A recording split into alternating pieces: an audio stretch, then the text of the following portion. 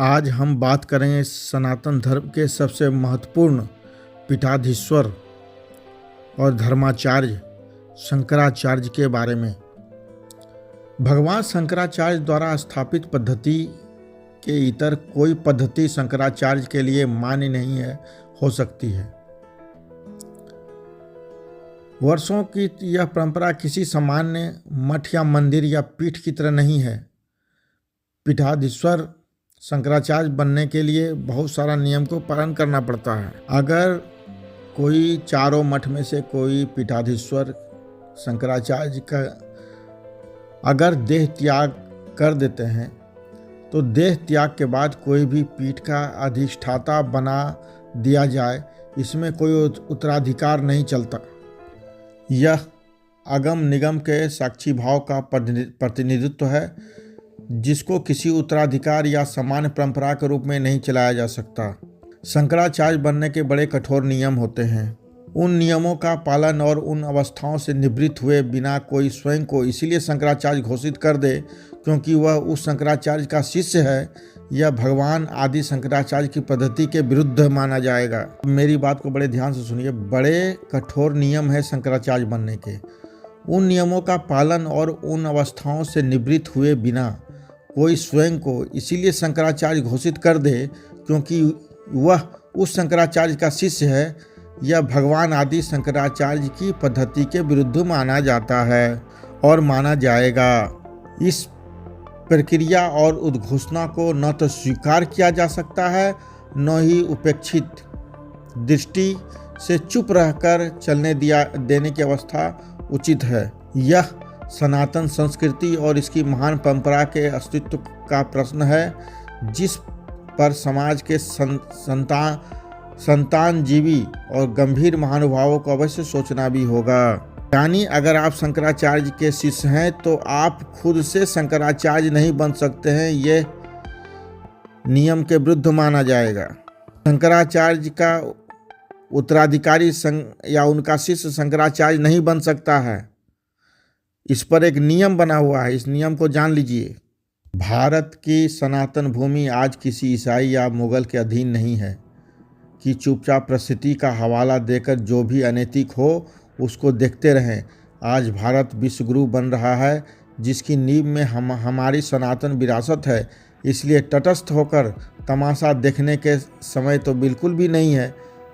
यह बहुत शुभ है कि गोवर्धन पीठ के शंकराचार्य महाभाग की ओर से बहुत स्पष्ट संदेश इस बार प्रसारित किया गया है। गोवर्धन पीठ के शंकराचार्य महाभाग की ओर से बहुत स्पष्ट संदेश इस बार प्रसारित किया गया है कि किसी भी सनातन अनुयायी के लिए यह समय केवल तमाशा देखने का नहीं है। यह समय ठीक वैसा ही दिख रहा है जैसे भारत के भीतर कई सोना के भीतर अपने को प्रधानमंत्री घोषित कर ले, यह तो उचित नहीं है। इसी प्रकार कोई भी व्यक्ति अपने आप को शंकराचार्य घोषित नहीं कर सकता है, यह नियम के विरुद्ध माना जाता है। शंकराचार्य नियुक्ति के लिए सनातन संस्कृति के लिए इस संत्रास के समय में बहुत सतर्कता और सक्रियता का भी समय आ चुका है। भगवान आदि शंकराचार्य ने प्राचीन भारतीय सनातन परंपरा की रक्षा के लिए देश के 4 कोनों में 4 मठ की स्थापना की थी। पूर्व में उड़ीसा में गोवर्धन मठ पुरी, पश्चिम गुजरात में शारदा मठ द्वारिका, उत्तर उत्तराखंड में ज्योतिर्मठ बद्रिकाश्रम एवं दक्षिण रामेश्वर में श्रृंगेरी मठ। इन सभी पीठों का आधिकारिक आचार्यों की सर्वसम्मति अवस्थापना ही सनातन की मूल आवश्यकता है। यह अत्यंत महत्वपूर्ण पक्ष है कि मठों की स्थापना के साथ ही इनकी रक्षा के लिए अखाड़े भी बनाए गए। इसमें अलग अलग मठों की 10 नामी सन्यासी भी तैयार किए गए। इसके तहत गोवर्धन पीठ के साथ वन एवं अरण्य, शारदा पीठ के साथ तीर्थ एवं आश्रम, श्रृंगेरी पीठ के साथ सरस्वती और भारती एवं पुरी और ज्योतिर्पीठ के साथ गिरि पर्वत एवं सागर सन्यासी जुड़े। अब बात आती है, आदि शंकराचार्य ने इन पीठों की बागडोर अपने उन शिष्यों को सौंपी थी जिनसे उन्होंने स्वयं शस्त्रार्थ किया था। यानी आदि शंकराचार्य ने जब पहला चारों पीठों का स्थापना की तो उसमें अपने शिष्यों के साथ शस्त्रार्थ किया था शंकराचार्य खुद। तब चारों पीठ को एक एक शंकराचार्य मिला था।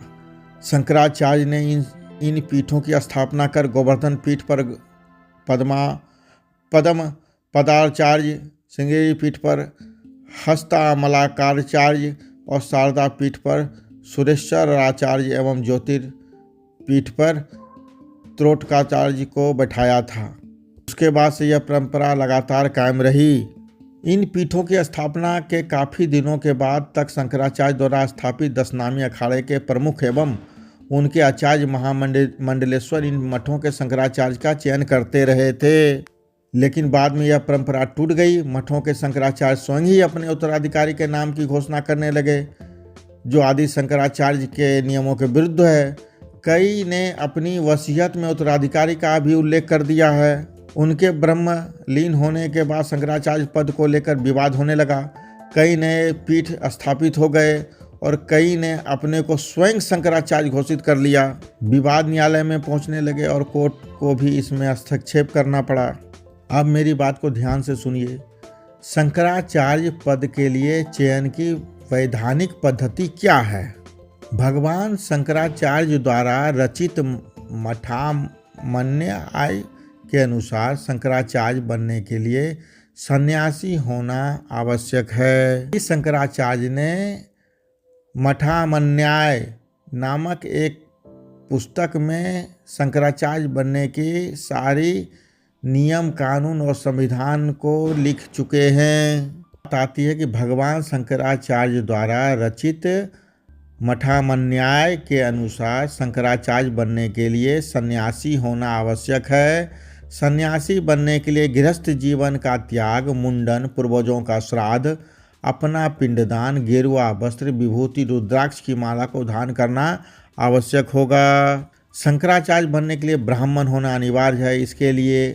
इसके अलावा दंड धारण करने वाला, तन मन से पवित्र, जितेंद्रिय यानी जिसने अपनी इंद्रियों को जीत लिया हो, वाग्मी यानी शास्त्र तर्क भाषा में निपुण हो, चारों वेद और 6 वेदांगों का परिगामी विद्वान होना चाहिए। इसके बाद अखाड़ों के प्रमुखों, आचार्यों, महामंडलेश्वरों, प्रतिष्ठित संतों की सभा की सम्मति और काशी विद्वत परिषद की मुहर के बाद शंकराचार्य की पदवी मिलती है। अगर कोई शंकराचार्य बनते हैं तो शंकराचार्य के चयन की प्रक्रिया में सन्यासी को वेदांत के विद्वानों से बहस करनी चाहिए, यानी शास्त्रार्थ करनी चाहिए। सनातन धर्म के 13 अखाड़ों के प्रमुख आचार्य महामंडलेश्वर और संतों की सभा शंकराचार्य के नाम पर सहमति जताती है। इसके बाद काशी विद्वत परिषद भी सहमति लेना होती है। इसके बाद सन्यासी शंकराचार्य बन जाता है। शंकराचार्य 10 नामी संप्रदाय के किसी एक संप्रदाय की साधना करते हैं। मठ और इसका महत्व क्या है? आदि शंकराचार्य द्वारा स्थापित चारों मठों का सनातन धर्म में काफ़ी महत्व है। सनातन धर्म में गणित को धर्म और अध्यात्म की शिक्षा का सबसे बड़ा संस्थान मठ को कहा जाता है। मठों में गुरु शिष्य परंपरा का पालन किया जाता है और इस परंपरा के माध्यम से शिक्षा भी दी जाती है। साथ ही चारों मठों के जरिए सामाजिक कार्य भी किए जाते हैं। अब आती है चारों मठ के नाम और उसका महत्व। ज्योतिर्मठ उत्तराखंड के बद्रीनाथ स्थित ज्योतिर्मठ के अंतर्गत दीक्षा लेने वाले सन्यासियों के नाम के बाद गिरि, पर्वत और सागर संप्रदाय के नाम विशेषण हैं। ज्योतिर्मठ का महावाक्य आत्मा ब्रह्म है। त्रोटकाचार्य इस मठ के पहले मठाधीश थे। स्वामी स्वरूपानंद सरस्वती को 44वां मठाधीश बनाया गया था, जबकि वह पहले ही शारदा पीठ के शंकराचार्य बन चुके थे। यह चयन विवादित हो गया क्योंकि एक शंकराचार्य 2 मठ का पद नहीं ले सकते हैं। यह वस्तुतः एक स्वनामधन्य घोषणा ही थी जिसको सुधारने में बहुत ऊर्जा नष्ट करनी पड़ी। इस मठ के अंतर्गत अर्थवेद का अध्ययन किया जाता है। इस मठ के शंकराचार्य को लेकर विवाद हुआ, मामला न्यायालय तक गया। इस समय स्वामी वासुदेवानंद सरस्वती जी महाभाग इस पीठ के शंकराचार्य हैं। अब आती है श्रृंगेरी मठ। श्रृंगेरी मठ के तहत सरस्वती, भारती और पूरी विशेषण लगाए जाते हैं।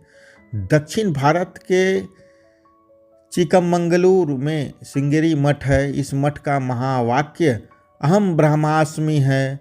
इस मठ के अंतर्गत यजुर्वेद को रखा गया है। इस मठ के पहले मठाधीश आचार्य सुरेशाचार्य थे। फिलहाल स्वामी भारती कृष्ण तीर्थ जी महाभाग इसके शंकराचार्य हैं, जो 36वें मठाधीश हैं। अब आती है गोवर्धन मठ। गोवर्धन मठ उड़ीसा के जगन्नाथपुरी में है। गोवर्धन मठ के तहत दीक्षा लेने वाले भिक्षुओं के नाम के बाद वन और अरण्य विशेषण लगाया जाता है। गोवर्धन मठ का महावाक्य प्रज्ञानं ब्रह्म है और इसके अंतर्गत ऋग्वेद रखा गया है। गोवर्धन मठ के पहले मठाधीश आदि शंकराचार्य के पहले शिष्य पद्मापादाचार्य थे। वर्तमान में स्वामी निश्चलानंद सरस्वती जी महाभाग इस मठ के शंकराचार्य हैं, जो 145वें मठाधीश हैं। अब बात आती है गोवर्धन मठ की। गोवर्धन मठ उड़ीसा के जगन्नाथपुरी में है और जिनका जो निश्चलानंद सरस्वती जो हैं वो हैं। उसके बाद सबसे अंतिम आता है शारदा मठ। गुजरात के द्वारका शारदा मठ है और इस मठ के तहत दीक्षा लेने वाले सन्यासियों के नाम के बाद तीर्थ और आश्रम विशेषण रखे जाते हैं। इस मठ का महावाक्य तत्त्वमसि है। इसके अंतर्गत सामवेद का अध्ययन किया जाता है। शारदा मठ के पहले मठाधीश हस्तमलक थे, जो आदि शंकराचार्य के 4 प्रमुख शिष्यों में से एक थे। स्वामी स्वरूपानंद सरस्वती जी महाभाग इस मठ के प्रमुख भी थे। उन्हें 19वां शंकराचार्य बनाया गया था, यानी 79। स्वामी स्वरूपानंद जी के ब्रह्मलीन होने के बाद दूसरे ही दिन 2 लोगों ने उनके उत्तराधिकारी के रूप में जिस तरह सनातन समाज और परंपरा का दरकिनार करके स्वयं को शंकराचार्य घोषित कर लिए हैं, यह चिंताजनक है। यह सनातन की मूल परंपरा पर अनावश्यक कब्जा करने का प्रयास है। गोवर्धन पीठ और अन्य कई स्थानों में से इस उद्घोषणा को अनावश्यक एवं परंपरा के विपरीत बताया गया है। इसको लेकर सनातन समाज की शीघ्रता बहुत ही आवश्यक है। ये रही शंकराचार्य की नियुक्ति से लेकर सारे पीठ को लेकर आपके समक्ष ये बात रखे। मेरी बातों को शेयर कीजिए और सनातन धर्म को लेकर जो भी गलत सही हो रहा है उस पर आप विचार कीजिए और इस पर आवाज़ उठाइए।